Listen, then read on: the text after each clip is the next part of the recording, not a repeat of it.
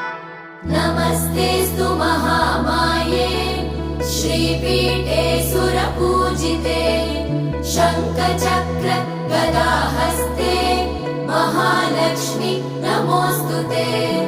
नमस्ते गरुडारूढे कोलासुरभयङ्करी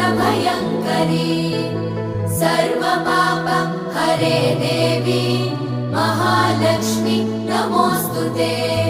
महादेव्यै च विद्महे विष्णुपत्नी च धीमहि तन्नो लक्ष्मी प्रचोदयात्।